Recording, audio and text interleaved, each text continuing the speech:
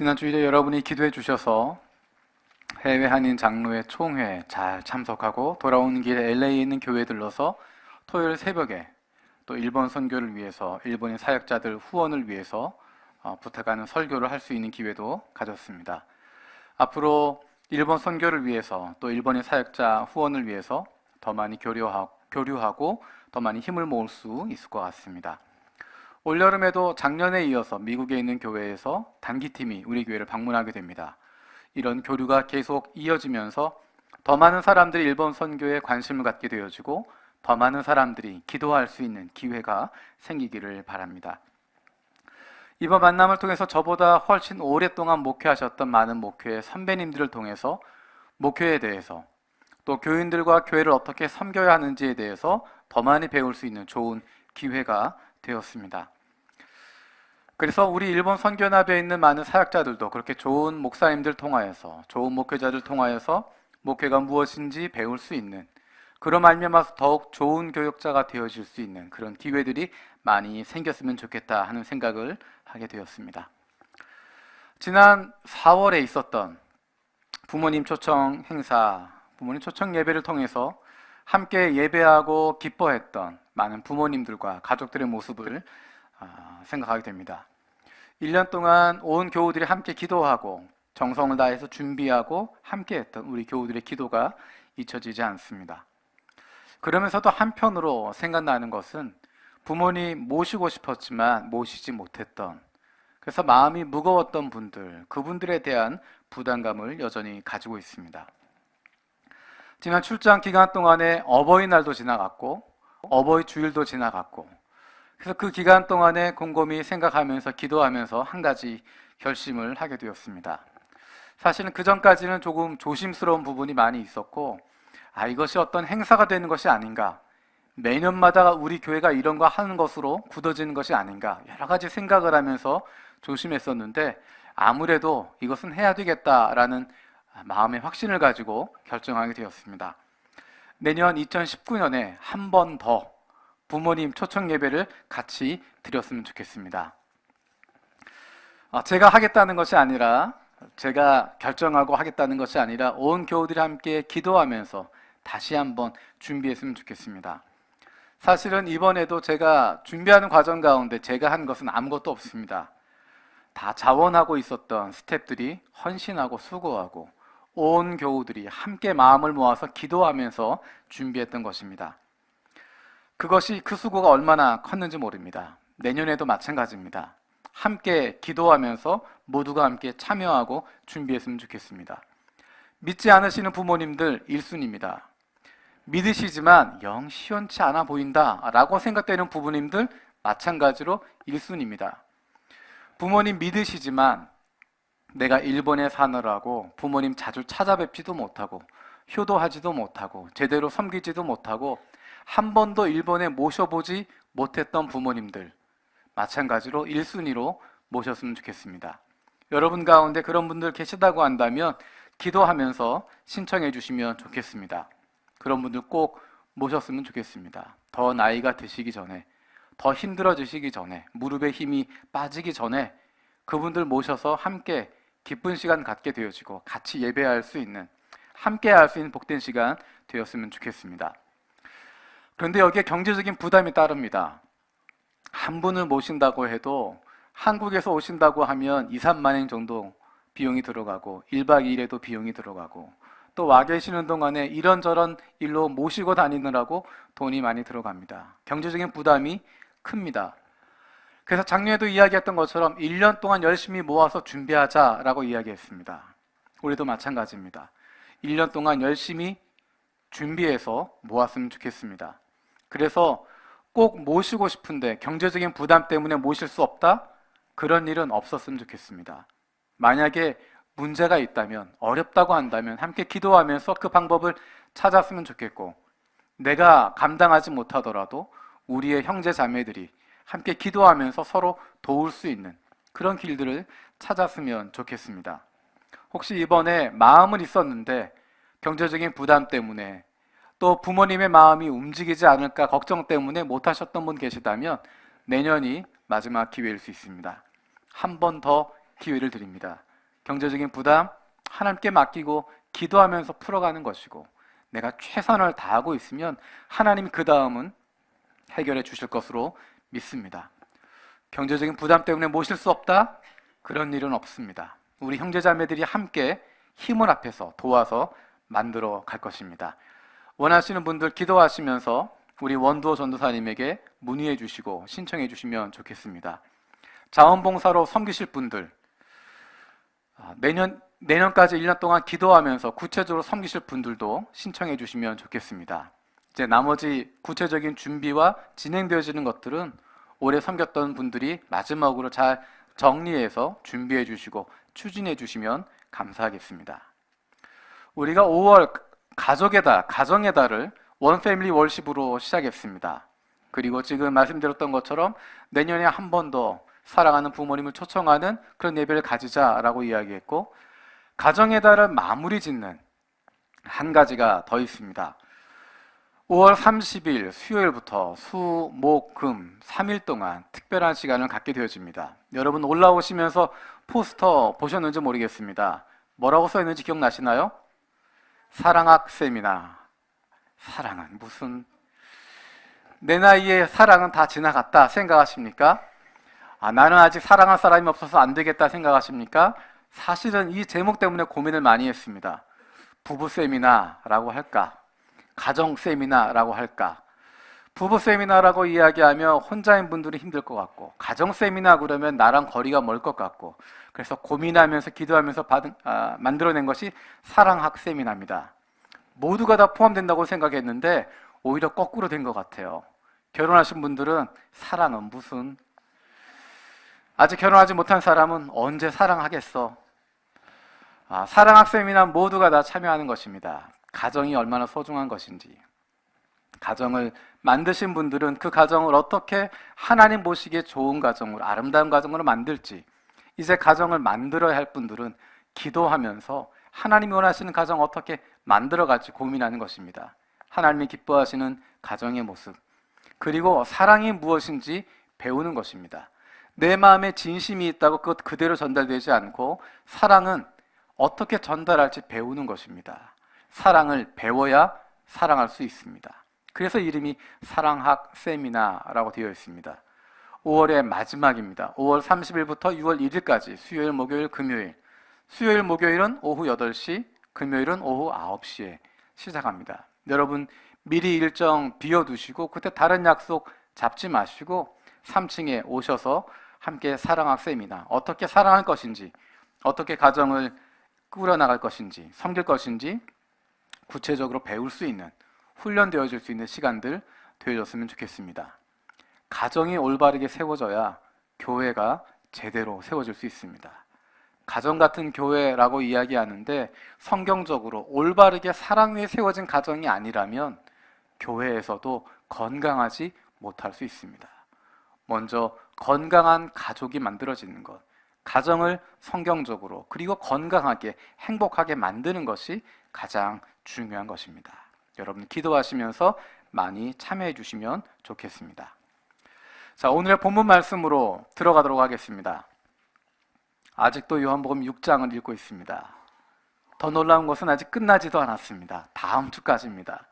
제가 날짜를 살펴보니까 3월 25일에 6장 1절을 시작을 했습니다. 장장 2달 동안, 2달에 걸쳐서 이 말씀을 같이 나누고 있습니다.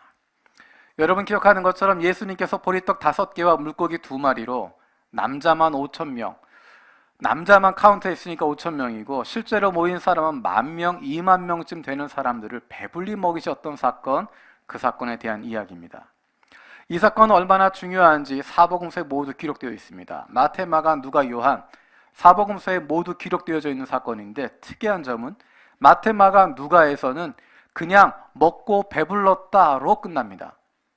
요한복음은 조금 다릅니다. 요한복음은 이것을 단순히 초자연적인 기적으로 이야기하지 않습니다.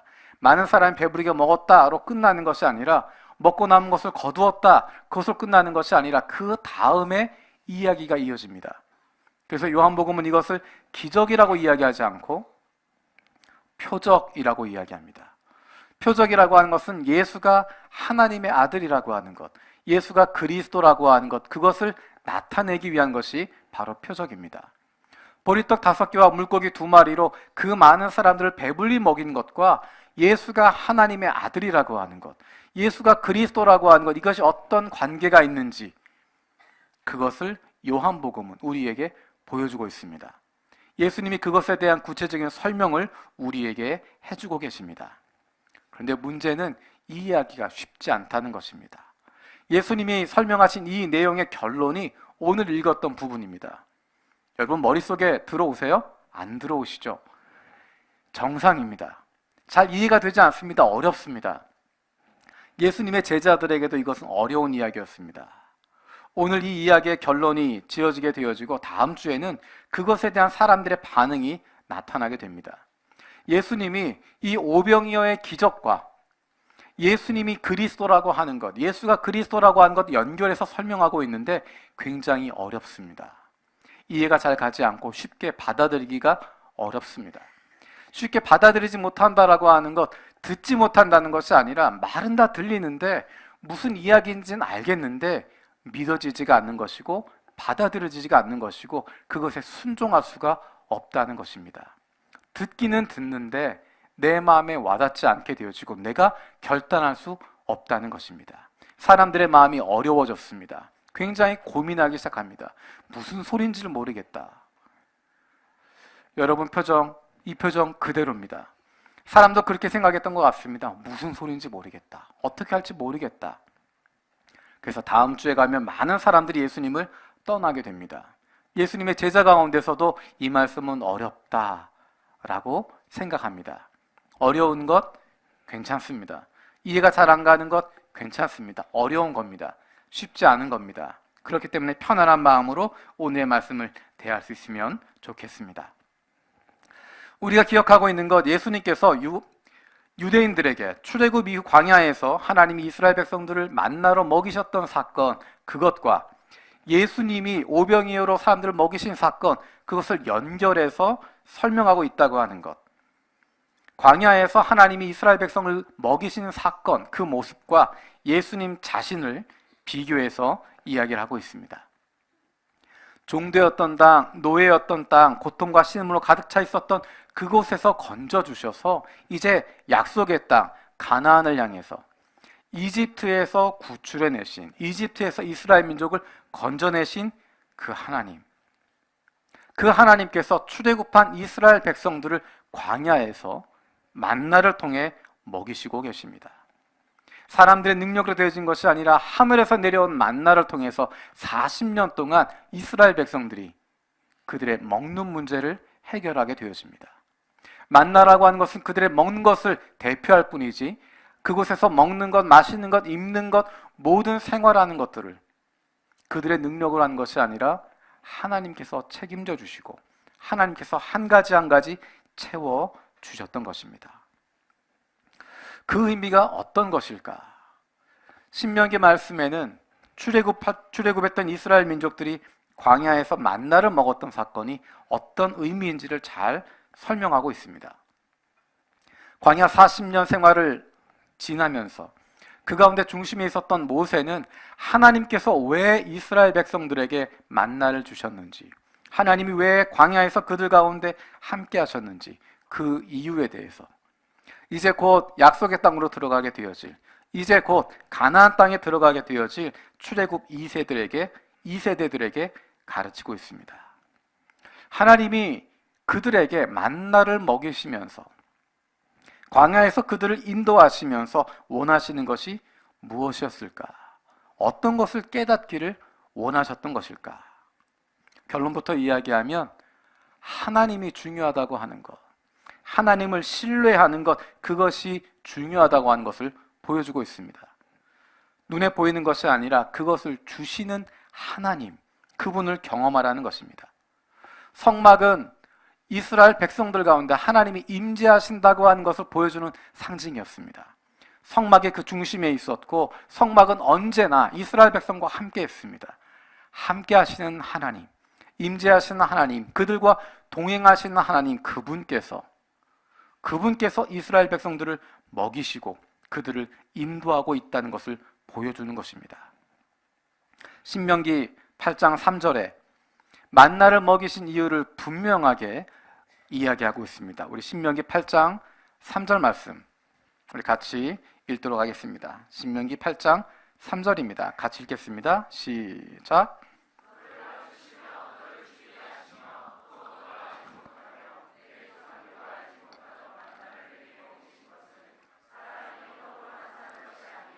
여호와의 입으로 나오는 모든 말씀으로 사는 줄을 내가 알게 하려 함이니라. 아멘. 이러한 과정들을 통해서 깨닫게 하는 것, 참된 복이 무엇인지를 깨닫게 한다는 것입니다. 사실 사람들은 어쨌든 무엇인가를 통해서 어떤 방법을 통해서든 어떤 원리를 통해서든 먹는 문제를 해결할 수 있습니다. 때로는 그것이 약육 강식이 될 수도 있습니다. 약한 자를 억압하면서 강한 자만 살아남게 되어지는, 힘없는 자를 죽여가면서 강한 자가 먹는 것 챙기게 되어지는 그러한 시스템이 되어질 수도 있고, 누군가가 공급하는 것, 그것에 의해서 그 사람에게 굴종하면서 그 사람에게 노예가 되어지면서 먹고 사는 문제를 해결받을 수 있고, 사실 내가 노력해서 내 스스로 무엇인가 홀로 만들어낸다고 하는 것은 불가능하지만 어떤 시스템 아래서, 어떤 제도 아래서 다른 누군가가 우리에게 그것들을 주는 환경 가운데서 우리는 먹고 살게 되어집니다. 그래서 무엇을 먹느냐, 무엇을 마시느냐, 그것보다 중요한 것은 그것이 어디로부터 왔느냐 하는 것입니다. 누가 그 먹는 것을 주고 있느냐, 누가 그 입을 것을 챙겨주고 있느냐, 그 시스템이 어디로부터 왔느냐라는 것입니다. 어디로부터 그 해결책들을 얻게 되느냐라는 것입니다. 사람들은 그 대상을 따르게 되어져 있습니다. 그것에 순종하게 되어 있고, 그 원리에 따라가게 되어져 있고, 그 시스템에 충성하게 되어 있습니다. 그것이 종교가 될 수도 있고, 그것이 이념이 될 수도 있습니다. 하나님은 이스라엘 백성들에게 너희가 무엇을 먹느냐, 무엇을 마시느냐, 무엇을 입느냐, 그것이 중요하지 않다라고 선포하시는 것입니다. 그것이 중요한 것이 아니라 그것을 공급해 주시는 분이 누구냐라고 하는 것, 책임져 주시는 분, 공급자 되시는 여호와 일의 하나님을 만나는 것이 중요하다고 이스라엘 백성들에게 가르치고 계십니다. 그분은 공급자이실 뿐만 아니라 그분은 이스라엘을 자녀 삼으시는, 이스라엘을 사랑하는 자녀로 부르고 계시는 아버지라는 것입니다. 그분을 신뢰하는 것, 그분과 함께하는 것, 그것이 인생의 가장 중요한 것이라고 가르치고 있습니다. 그래서 그 사랑을 가지고 살아간다는 것입니다. 그 사랑이 없으면 죽는다라는 것을 이야기하는 것입니다. 우리가 육신에 먹고 마시는 것 없어서 죽는 것이 아니라 우리를 향하신, 그들을 향하신 하나님의 사랑이 없으면 죽을 수밖에 없다고 하는 것, 우리에게 알려주시는 것입니다. 하나님의 사랑이 이스라엘 그들의 힘이었고 그들의 생명이라고 하는 것을 보여주고 계시는 것입니다.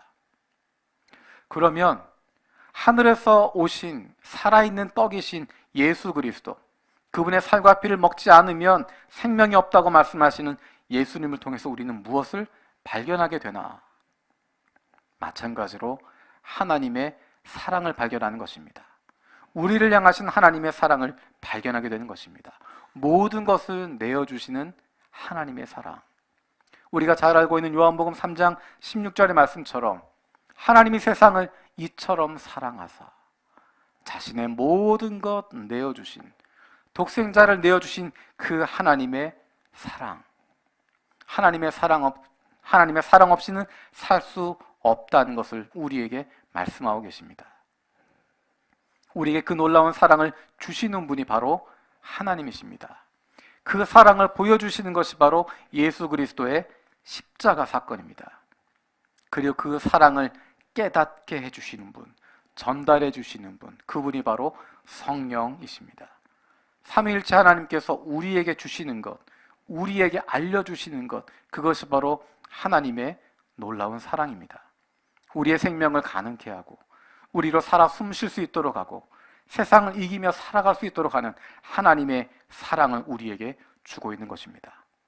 성령 강림이라고 하는 것, 성령 충만이라고 하는 것, 그것은 바로 하나님의 사랑을 경험하는 것이고 그것을 누리며 살아가게 되는 것입니다. 우리 53절에서 58절 말씀 같이 읽도록 하겠습니다. 53절에서 58절입니다. 같이 읽겠습니다. 시작. 예수께서 이르시되 내가 진실로 진실로 너희에게 이르노니 인자의 살을 먹지 아니하고 인자의 피를 마시지 아니하면 너희 속에 생명이 없느니라. 내 살을 먹고 내 피를 마시는 자는 영생을 가졌고 마지막 날에 내가 그를 다시 살리리니 내 살은 참된 양식이요 내 피는 참된 음료로다. 내 살을 먹고 내 피를 마시는 자는 내 안에 거하고 나도 그의 안에 거하나니 살아계신 아버지께서 나를 보내심에 내가 아버지로 말미암아 사는 것 같이 나를 먹는 그 사람도 나로 말미암아 살리라. 이것은 하늘에서 내려온 떡이니 조상들이 먹고도 죽은 그것과 같지 아니하여 이 떡을 먹는 자는 영원히 살리라. 아멘. 인자의 살을 먹지 않고는, 그 피를 마시지 않고는 생명이 없다라고 이야기하는 것, 그것은 바로 예수님의 십자가를 이야기하는 것입니다. 예수 그리스도의 십자가 없이는 구원을 받을 수 없다는 것입니다. 누구의 능력도 누구의 노력도 도저히 얻을 수 없고 도저히 도달할 수 없는 것입니다. 예수 그리스도의 찢기신 몸과 마지막 한 방울까지 흘리신 그 피가 아니면 우리는 구원받을 수 없고 생명을 얻을 수 없습니다. 우리를 향해서 오셨던 예수 그리스도의 그 사랑 외에 다른 무엇이 우리를 구원할 수 있겠습니까? 그 다른 무엇이 우리에게 생명을 줄 수 있겠습니까? 오늘 우리가 성찬식을 함께 하게 됩니다. 성찬식을 통해서 우리는 우리를 위해서 찢기신 예수 그리스도의 몸을 기억하는 것이고, 우리를 위해서 마지막 한 방울까지 흘리신 예수 그리스도의 그 피를 기억하게 되는 것입니다. 우리가 먹고 마시는 것은 생명을 먹고 마시는 것입니다. 우리 안에 그 생명을 담게 되는 것입니다. 우리 안에 예수 그리스도가 거하고 예수 그리스도가 우리 안에 거하게 되어지는, 내가 예수 그리스도 안에 거하게 되어지는 놀라운 일이 일어나게 되어지는 것입니다. 우리의 육신이 예수 그리스도의 손과 발이 되기를 원합니다. 우리의 혈관 가운데 예수 그리스도의 생명이 흐르게 되어지고 예수 그리스도의 심장을 품을 수 있는 하나님의 사람들 되어지길 원합니다. 그러면 하나님이 원하시는 것이 무엇일까? 하나님이 그 백성, 이스라엘 백성들 만나로 먹이시고 40년 동안이나 그들을 먹이시고 인도하셔서 그들에게 원하신 것이 무엇이었을까? 하나님이 출애굽했던 이스라엘 백성들에게 원하셨던 것은 그들이 가나안 땅에 들어가서 자유인으로 행복하게 살아가는 것이었습니다. 가나안에 들어가서 하나님이 인도하신 그곳에 들어가서 하나님이 가라고 하신 그곳에 들어가서 하나님의 사랑받는 백성으로, 하나님을 사랑하는 백성으로 행복하게 기쁨과 즐거움으로 살아가는 것입니다. 그래서 세상 다른 나라들과 다른 사람들과 구별된 모습으로, 다른 모습으로, 거룩한 모습으로 살아가라고 말씀하시는 것입니다.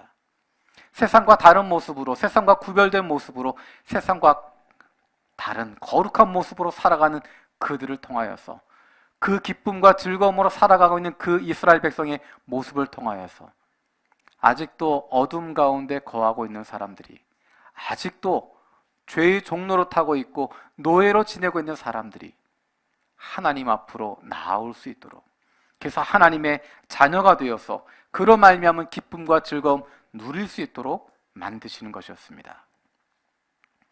예수 그리스도의 십자가로 말미암아 구원받게 되어진 우리들, 예수 그리스도의 살과 피를 통하여 생명을 얻게 되어진 우리들에게 하나님이 원하시는 것이 무엇일까?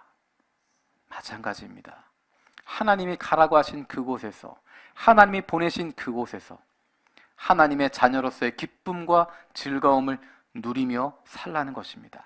행복하게 살라는 것입니다. 감사함으로 살아가라는 것입니다. 세상 속에 살아가고 있지만 세상과는 다른 행복의 기준을 가지고 살아가는 것입니다.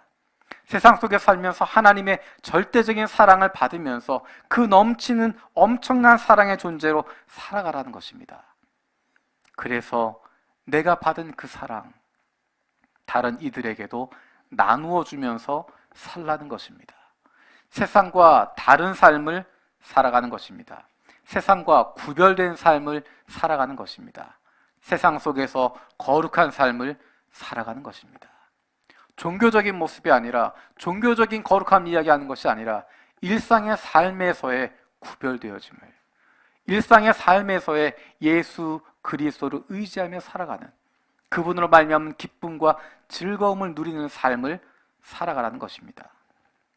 이 세상은 무엇을 마실까, 무엇을 입을까, 무엇을 타고 다닐까, 거기에 집중하고 살아가고 있는데, 나는 그런 것 없어도 나는 만족한다고, 나는 행복하다고, 우리 주님이 나를 사랑하시는 그것 하나만으로도 충분하다고 고백하고 살아갈 수 있는 것입니다. 우리가 일상 속에서 예수 그리스도로 말미암은 구원의 기쁨, 사랑받는 즐거움으로 살아가는 것입니다.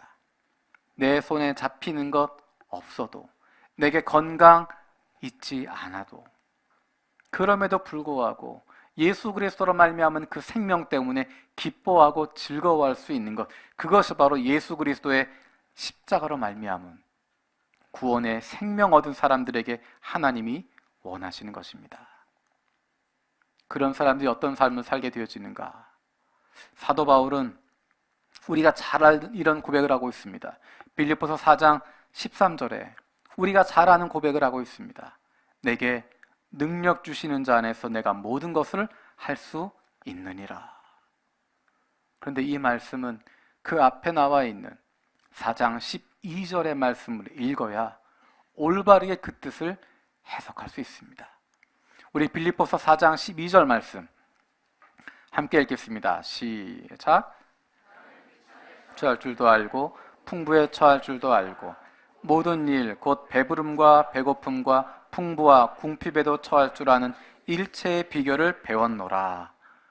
이것 위에 내게 능력 주시는 자 안에서 내가 모든 것을 할 수 있느니라. 내가 강하고 건강하고 성공하고 성취하고 다른 사람보다 잘 나가게 되어져 기쁜 것이 아니라 하나님과 함께 하시는 복을 깨닫게 되어지는 것입니다. 눈에 보이는 것에 연연하지 않는다는 것입니다. 있는 그대로에 감사할 수 있다는 것입니다. 부하면 부한 대로 감사하고, 빈궁하면 빈궁한 대로 감사하고, 배부르면 배부른 대로 즐겁고, 배고파도 그것에 연연하지 않고 기쁠 수 있고, 풍부해도 궁핍해도 아무 것에도 흔들리지 않을 수 있는, 그것은 눈에 보이지 않는 하나님 그분에게 집중하고 있기 때문입니다. 있는 그대로 감사할 줄 알게 되어지는, 감사함으로 모든 것을 받아 누릴 수 있는 삶을 살게 되어지는 것입니다. 삶을 즐기게 되는 것입니다. 어떤 상황에서든 기쁨과 즐거움을 잃어버리지 않는 것입니다. 모든 것이 풍요로워서가 아닙니다. 건강해서가 아닙니다. 자녀들이 잘 되기 때문이 아닙니다. 내가 기도하는 모든 것이 다 이루어지기 때문이 아닙니다. 그것과 관계없이 내가 어떤 상황에 처해 있든지, 나의 앞날이 어떠하든지 그것과 관계없이 나와 동행하시는 하나님, 그분으로 말미암아서, 그분이 나와 함께 하시기 때문에, 그분이 나의 아버지가 되시기 때문에 그분 한 분만으로도 충분하다고 하는 것 깨닫게 되어지는 것입니다. 그 하나님이 저와 여러분들을 사랑하고 계십니다.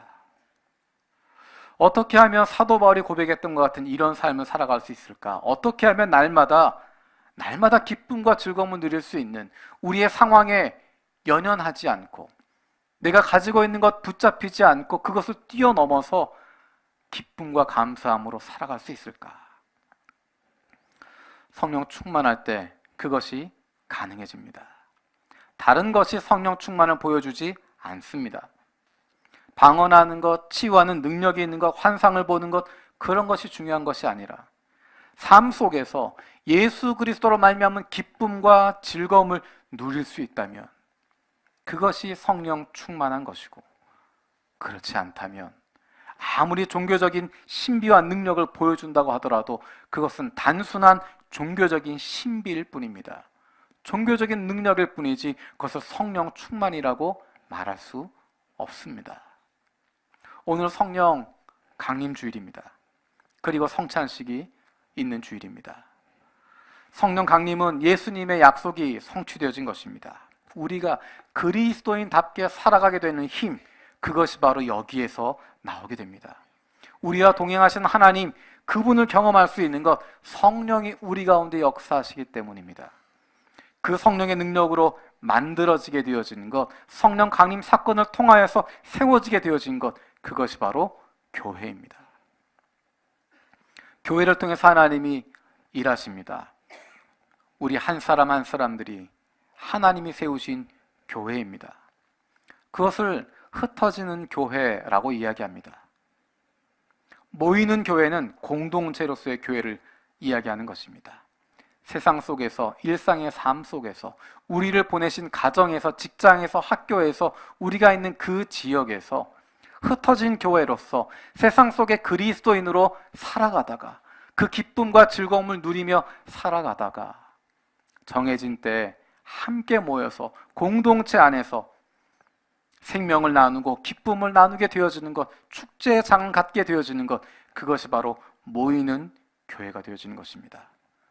그 공동체를 통하여서, 그 모임을 통해서 생명이 살아나게 되어질 때, 생명을 나누게 되어질 때, 그것을 진정한 생명의 공동체라고, 살아있는 공동체라고, 생명을 살리는 공동체라고, 복음의 공동체라고 말할 수 있게 되어지는 것입니다.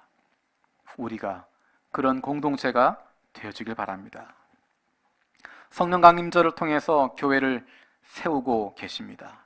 구원받은 사람들의 공동체가 바로 교회입니다.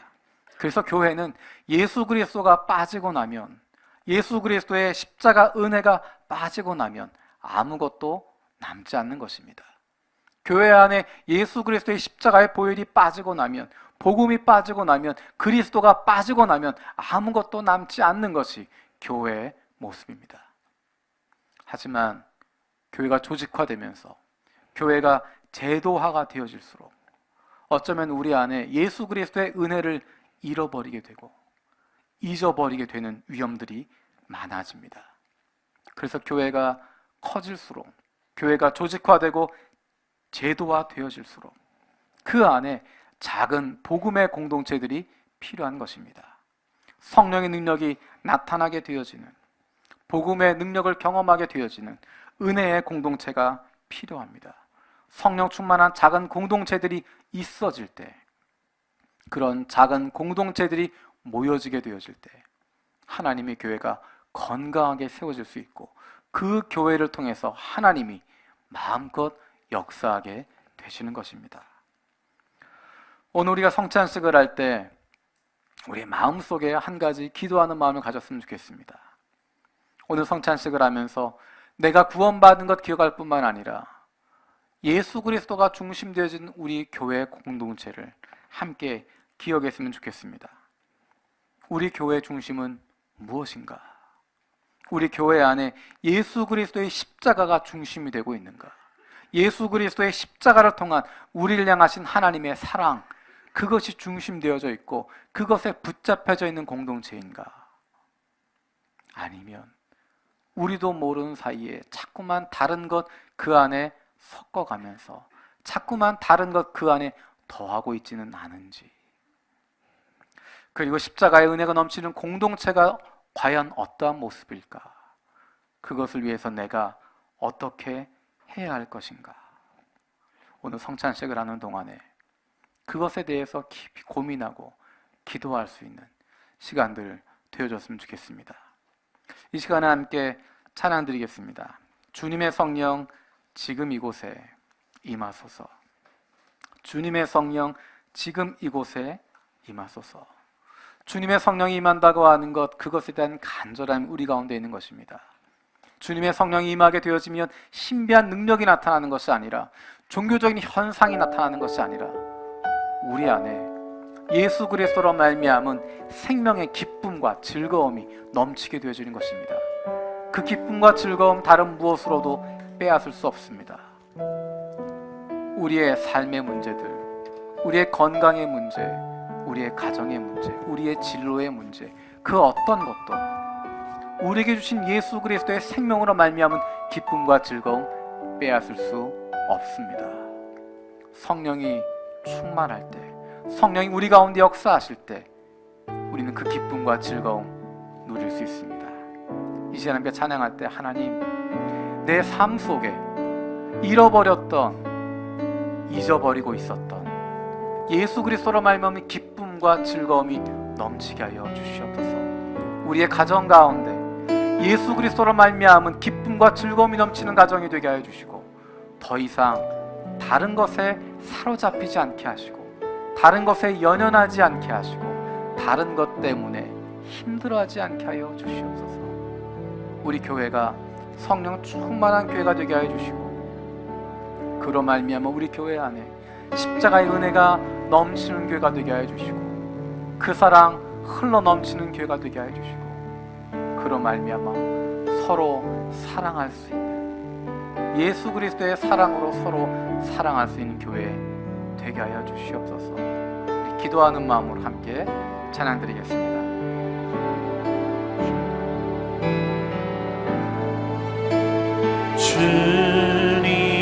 주님의 성령 지금 이곳에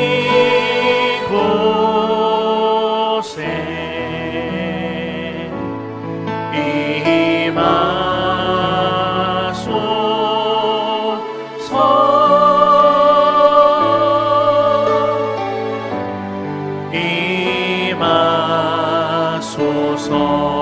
주님의 성령 지금 이곳에, 주님의 성령 지금 이곳에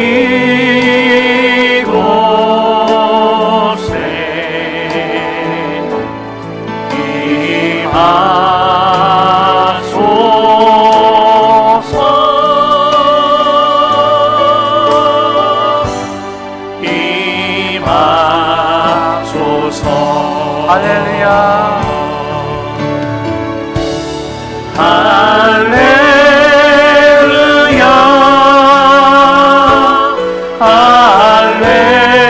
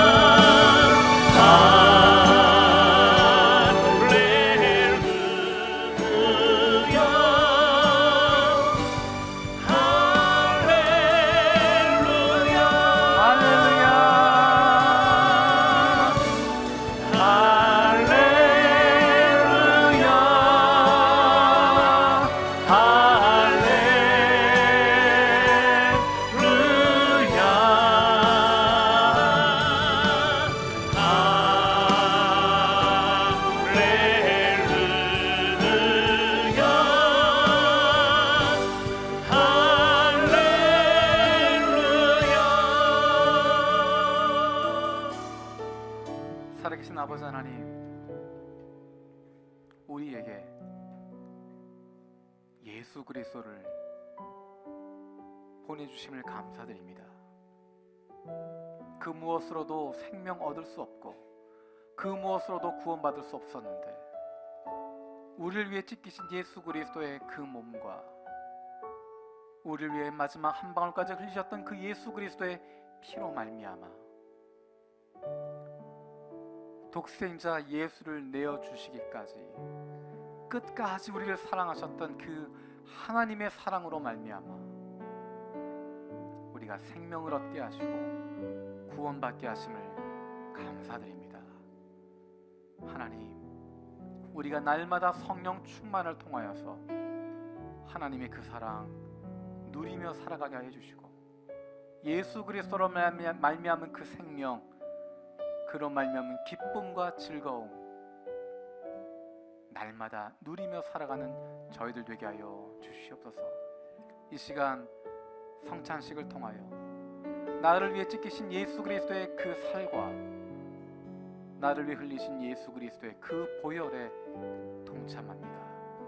우리가 이것을 먹고 마실 때 우리 안에 하나님이 주시는 생명이 넘치게 하여 주시옵소서. 우리의 육신 가운데, 우리의 혈관 가운데, 우리의 삶 속에 살아계신 주님께서 역사하시는 복된 시간 되게 하여 주시옵소서. 감사드리고 예수님의 이름으로 기도드립니다. 아멘.